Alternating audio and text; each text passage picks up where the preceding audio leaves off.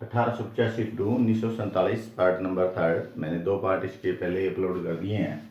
ठीक है, अब हम आते हैं। मैंने साइमन कमीशन जब 1927 में इसका प्रस्ताव पारित हुआ था, 1928 में भारत आया था, इसका विरोध क्यों हुआ था, ठीक है, वहाँ तक बताया था।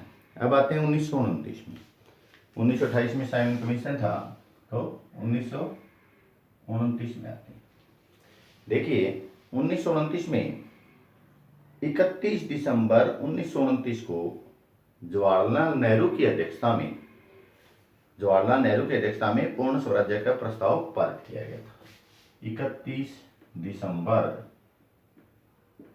1929 को, ठीक है, नेहरू की अध्यक्षता में, जवाहरलाल नेहरू की अध्यक्षता में पूर्ण स्वराज्य का प्रस्ताव पारित हुआ।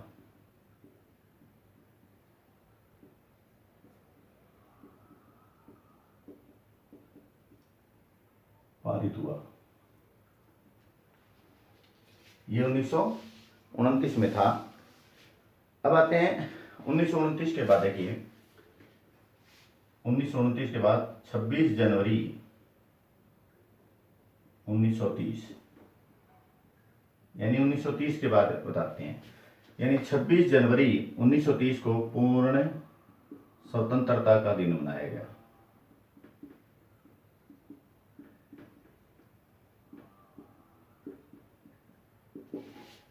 छब्बीस जनवरी 1930 को पूर्ण स्वतंत्रता के रूप में यह दिन मनाया गया था। यही कारण था कि हमारा संविधान नवंबर में तो बनकर तैयार हो गया था, लेकिन 26 जनवरी 1950 को लागू किया गया था। यह प्रश्न बहुत बार आता है इसमें, भाई क्या कारण है कि हमारा संविधान बनकर तो पहले तैयार हो गया था, लेकिन यह लागू 26 जनवरी को हुआ। तो यही कारण था कि 26 जनवरी 1930 को पूर्ण स्वतंत्रता के रूप में यह दिन बनाया गया था अंग्रेजों के टाइम में। उसी की याद में 26 जनवरी 1950 को हमारा संविधान लागू किया गया था। अब 1930 के बारे में बता रहे हैं हम, तो 1930 का बड़ा महत्व है। सविनय अवज्ञा आंदोलन, सविनय अवज्ञा आंदोलन 12 मार्च टू 6 अप्रैल। एक गांधी युग कराऊंगा मैं पूरा, उसमें इसकी पूरी डिटेल बताएंगे आपको सविनय अवज्ञा आंदोलन की। तो अब देखिए 12 मार्च से 6 अप्रैल, 12 मार्च को गांधी जी साबरमती आश्रम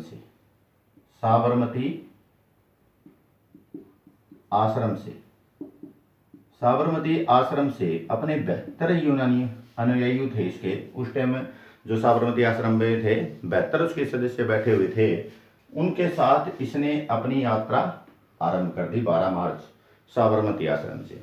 ये चल पड़े डांडी के लिए, भाई वहां पर जाके नमक बनाऊंगा, क्योंकि नमक एक खाने की चीज होती थी उस टाइम, और उस समय इस पर बहुत ज्यादा कर लगा हुआ था, बहुत ज्यादा टैक्स लगा हुआ था।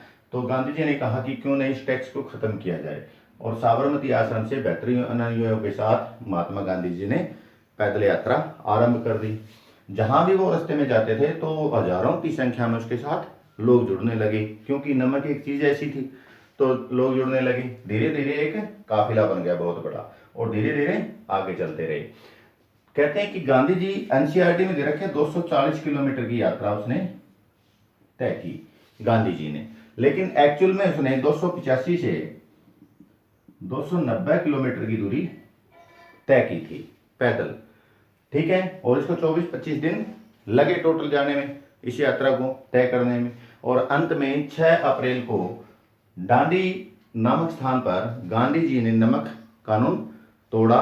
तो वहां पर नमक कानून और सविनय अवज्ञा आंदोलन का आरंभ भी 6 अप्रैल को महात्मा गांधी ने वहीं से आरंभ कर दिया था। यानी कि 6 अप्रैल 1930 को सविनय अवज्ञा आंदोलन महात्मा गांधी ने आरंभ कर दिया। इसी के साथ 1930 में ही लंदन में प्रथम गोलमेज सम्मेलन हुआ। इसका देखिए नंबर 1 1930, नंबर 2 1930, नंबर 3 प्रथम गोलमेज सम्मेलन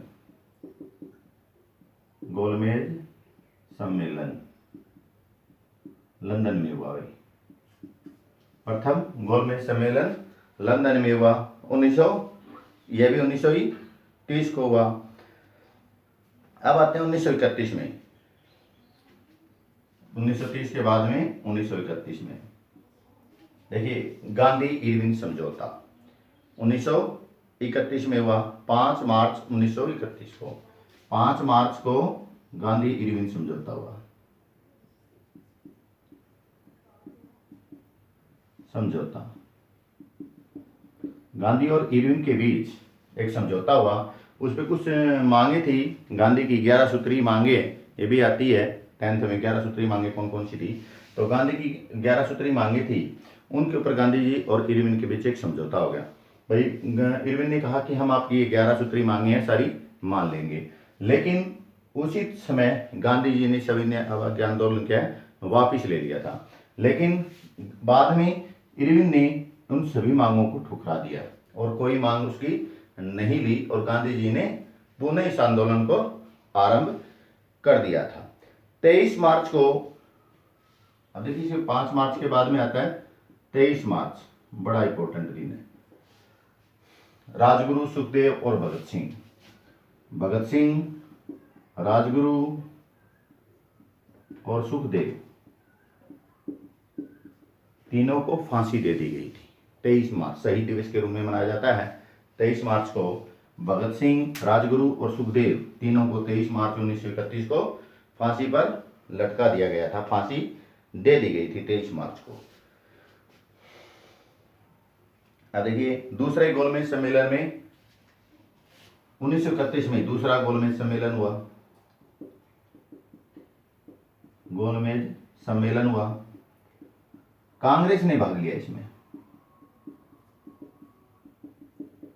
कांग्रेस ने इसमें भाग लिया। दूसरा गोलमेज सम्मेलन हुआ जिसमें कांग्रेस ने भाग लिया। देखिए 3 पॉइंट इसके 1931 में, 5 मार्च गांधी इरविन के बीच समझौता हुआ, 23 मार्च को भगत सिंह, राजगुरु, सुखदेव को फांसी दे दी गई और दूसरा गोलमेज सम्मेलन 1931 को में हुआ जिसमें कांग्रेस ने भाग लिया था दूसरे गोलमेज सम्मेलन में। यह था 1931। अब आते हैं 1932।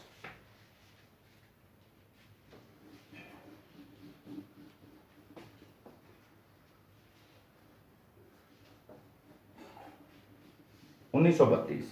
अब देखिए 1932 में प्रधानमंत्री मैकडोनाल्ड द्वारा कैमन्यूअल अवार्ड की घोषणा की गई। प्रधानमंत्री मैकडोनाल्ड थे जब वो वहां गए, उन्होंने कैमन्यूअल अवार्ड की घोषणा की। 1932 में गांधी जी का आमरण अनशन हुआ, ये इंपॉर्टेंट है। 1932 में गांधी जी का आमरण अनशन,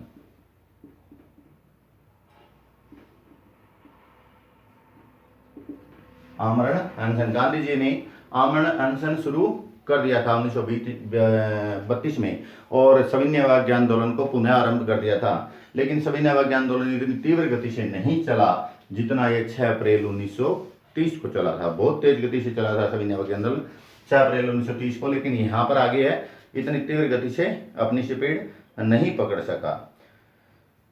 पूना समझौता हुआ, पूना समझौता 1932 में हुआ। तीसरा गोलमेज सम्मेलन हुआ, तीसरा गोलमेज सम्मेलन हुआ 1932 में।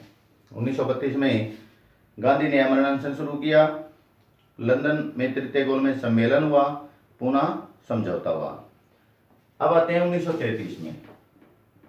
कई बार 1933 में देखिए व्यक्तिगत सत्याग्रह, व्यक्तिगत सत्याग्रह। जब गांधी जी ने आमरण अनशन किया 1932 में, तो इतनी पब्लिक मतलब एक जगह इकट्ठी नहीं हो सकती थी या कोई और कारण था, तब महात्मा गांधी ने 1933 में व्यक्तिगत सत्याग्रह आंदोलन चलाया। ये क्या था कि हर व्यक्ति अनशन कर सकता है, उस पर कोई पाबंदी नहीं है, जहां पर भी है वो अनशन कर सकता है। वो था व्यक्तिगत सत्याग्रह आंदोलन। प्रत्येक व्यक्ति आंदोलन में अपनी हिस्सेदारी दे सकता है, यानी आंदोलन अपना कर सकता है, कहीं से भी प्रत्येक व्यक्ति अपना आंदोलन कर सकता है 1933 में। अब आता है 1934। 1934 सविनय अवज्ञा आंदोलन समाप्त, अवज्ञा आंदोलन समाप्त। 1934 में सविनय अवज्ञा आंदोलन को समाप्त कर दिया गया। बिहार में भीषण भूकंप आए।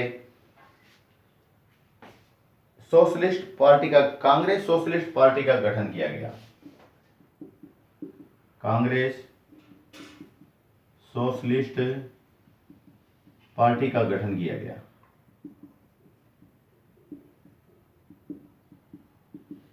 भीषण भूकंप आए उस टाइम बिहार के अंदर भीषण भूकंप आए थे 1934 में, यानी सविनय अवज्ञा आंदोलन की समाप्ति हो गई थी। कांग्रेस सोशलिस्ट पार्टी का गठन किया गया था 1934 के अंदर आचार्य नरेंद्र देव की अध्यक्षता में। आचार्य नरेंद्र देव की अध्यक्षता में इसकी पार्टी का गठन किया गया था। भीषण भूकंप आए थे बिहार के अंदर, भीषण भूकंप आए थे। अब आते हैं 1935 बड़ा इंपॉर्टेंट है। बर्मा भारत से अलग हुआ था।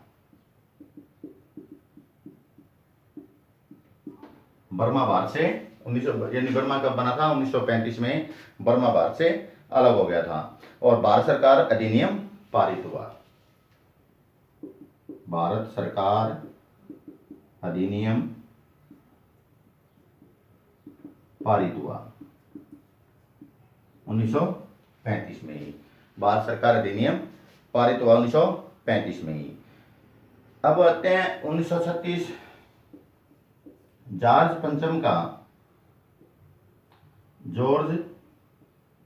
पंचम का निधन हुआ भी,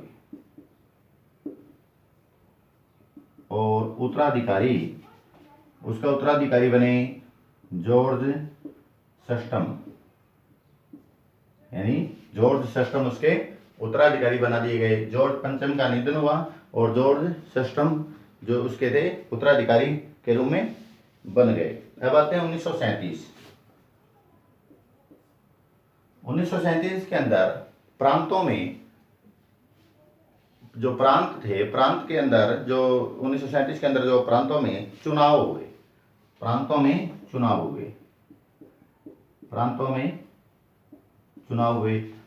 में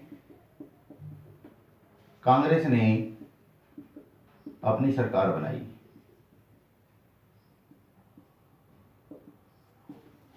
प्रांतों में कांग्रेस ने अपनी सरकार बनाई, प्रांतों में चुनाव हुए और प्रांतों में कांग्रेस ने अपनी सरकार बनाई 1937 के अंदर। अब आते हैं, देखिए आगे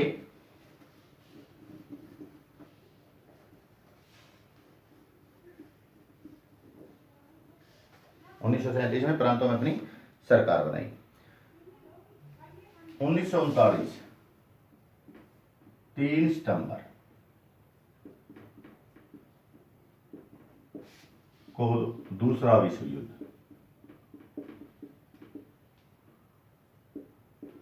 1939 to 45 यानी 3 सितंबर को दूसरा विश्व युद्ध आरंभ हो गया। 1939 से लेके ये 45 तक चला। अब आते हैं 1940, मुस्लिम लीग द्वारा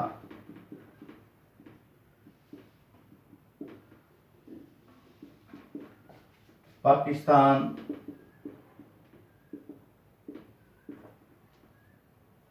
का प्रस्ताव पारित कर दिया। मुस्लिम लीग ने, मोहम्मद अली जिन्ना था जो, उसने पाकिस्तान को अलग से बनाने का जो प्रस्ताव था वो पारित कर दिया 1940 में। भी पाकिस्तान जो है वो हमारा अलग बने। यह 1940 में मुस्लिम लीग ने, जो मोहम्मद अली जिन्ना जो थे, उन्होंने पाकिस्तान को अलग से बनने का अपना प्रस्ताव पारित कर दिया। अब आते हैं 1942। ये डेट हर आती है, हर क्लास में आती है 1942। क्रिप्स मिशन भारत आया। क्रिप्स मिशन भारत आया इसमें नंबर 1। जो क्रिप्स मिशन था वो भारत आया। नंबर 2, 8 अगस्त 1942 को कांग्रेस ने अंग्रेजों भारत अंग्रेजों भारत छोड़ो प्रस्ताव को पारित कर दिया 8 अगस्त 1942 को। 8 अगस्त की मध्य रात्रि को जब यह प्रस्ताव पारित हुआ तो 8 अगस्त की मध्य रात्रि को कांग्रेस के जितने भी बड़े बड़े नेता थे उनको बंदी बना लिया गया था। जब बंदी बना लिया गया इतने बड़े बड़े नेताओं को, तो भी यह आंदोलन बहुत तीव्र गति से 9 अगस्त को सारे भारत में फैल गया था। भी अंग्रेजों ने कांग्रेस के बहुत बड़े बड़े अधिकारियों को, जो नेता थे, उनको गिरफ्तार कर लिया गया और यह आंदोलन बड़ी तीव्र गति से चला। और इसी के अंदर आजाद हिंद फौज की स्थापना की थी। किसने? नेताजी सुभाष चंद्र बोस ने आजाद हिंद फौज की स्थापना की। आजाद हिंद फौज की स्थापना की। आजाद हिंद फौज की स्थापना की नेताजी सुभाष चंद्र बोस ने, ये 1942 में।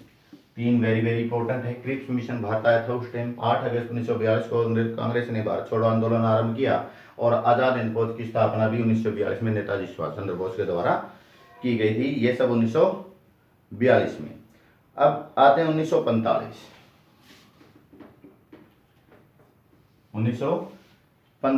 1945 में लॉर्ड लियोगो ने कांग्रेस व मुसलमानों के बीच, लॉर्ड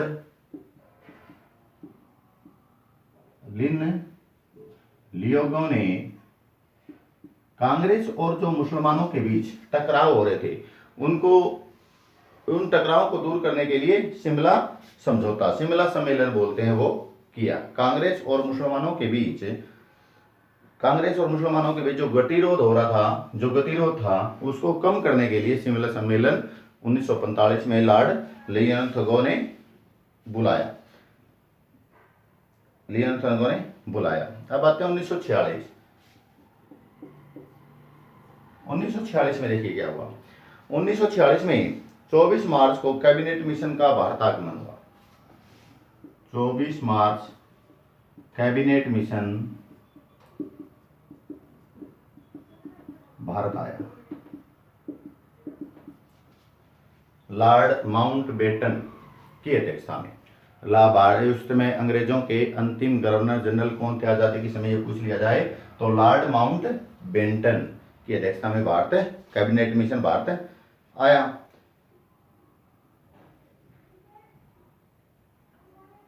2 सितंबर 1946 को, ये 2 सितंबर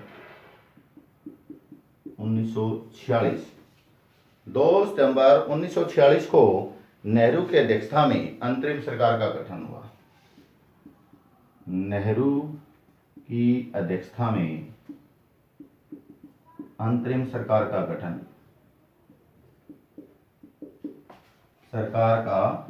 हुआ। नेहरू की अध्यक्षता में 2 सितंबर 1946 को नेहरू की अध्यक्षता में अंतरिम सरकार का गठन हुआ भाई 1946 के अंदर। अब आते हैं 1947। Very very important. एक तो देखिए 15 अगस्त 1947 को भारत आजाद हो गया था, लेकिन इस भारत आजाद से पहले देखिए क्या हुआ।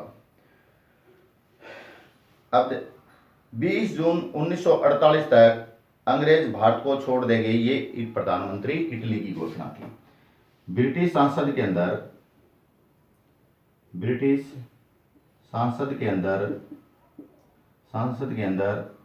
प्रधानमंत्री इटली ने यह घोषणा की थी। प्रधानमंत्री इटली ने यह घोषणा की थी ब्रिटिश संसद के अंदर कि 20 जून 1948 तक अंग्रेज भारत छोड़ देंगे, यानी कि 20 जून 1948 तक अंग्रेज भारत को छोड़ देंगे, यानी कि हम भारत को आजाद कर देंगे। और 18 जुलाई 1947 को, इसका एक पॉइंट था ये। अब देखिए ऊपर लिख देता हूं इसका पॉइंट।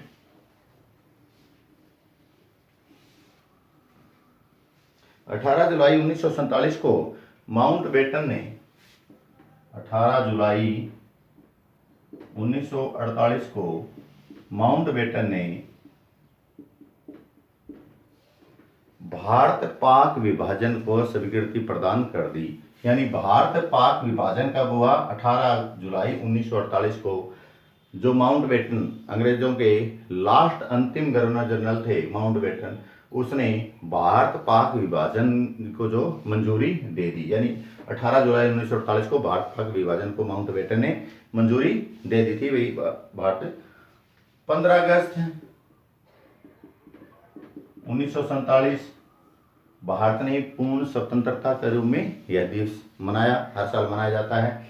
और 14 अगस्त को पाकिस्तान, 14 अगस्त को पाकिस्तान, यानी 14 अगस्त को पाकिस्तान स्वतंत्र हुआ।